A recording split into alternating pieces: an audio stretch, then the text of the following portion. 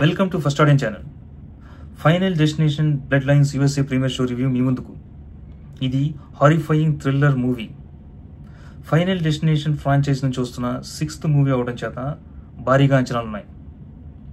Final destination series కథా నేపథ్యం: ఒక వ్యక్తి తన ప్రెమోనిషన్ ద్వారా భవిష్యత్తులో జరగబోయే చావును ముందుగానే గ్రహించి తన మిత్రుల్ని లేదా బంధువుల్ని చావు నుంచి తప్పిస్తాడు. కానీ విధి నుంచి ఎవరు తప్పించుకోలేరు. మృత్యువు వాళ్ళని వెతికి వెంటాడి ఎలా సంహరించిందనేదే కథాంశం. కథా విషయానికి వస్తే హీరోయిన్కి తరచుగా పీడకలు వస్తూ ఉంటుంది.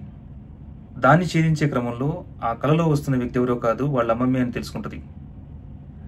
తను ఓ నిర్మానుష్యమైన ప్రదేశంలో తనకు తానే నిర్బంధించుకొని నివసిస్తుందని తెలుసుకొని అక్కడికి వెళ్తుంది.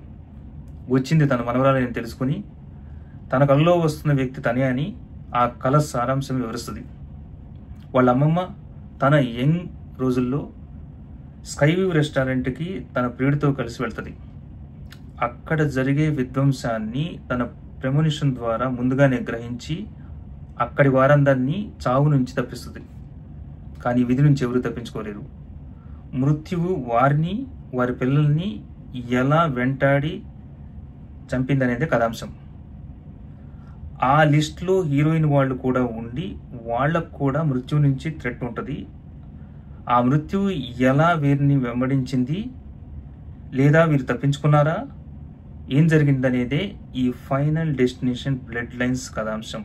ఫిల్మ్ హైలైట్స్ విషయానికి వస్తే మిగతా ఫైనల్ డెస్టినేషన్ ఫిల్మ్స్ లాగానే ప్రెమోనిషన్ పార్ట్ చాలా అద్భుతంగా చిత్రీకరించారు.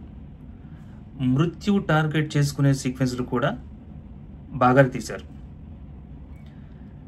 కరెంట్ జనరేషన్ జెన్జీ లేదా మరియు ఫైనల్ డెస్టినేషన్ చూడని వాళ్ళకి ఇది ఇప్పటికీ edge of the seat thriller.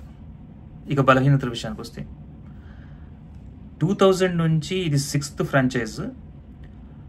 ఆ ఫిల్మ్స్ ఫాలో అవుతున్న వాళ్ళకు మాత్రం కొంత ఆ మేరకు లేదనే చెప్పాలి. ఎడ్జ్ ఆఫ్ ద సీట్ థ్రిల్లర్లా కాకుండా కొంచెం ల్యాగ్గా ఉండి ఆ ఫిల్మ్స్తో పోలిస్తే అంత హారిఫైయింగ్ థ్రిల్లర్ లాగా అనిపించదు. ఓవరాల్గా ఇది 2.75/5 రేటింగ్. హిట్ అనే చెప్పాలి. సరే.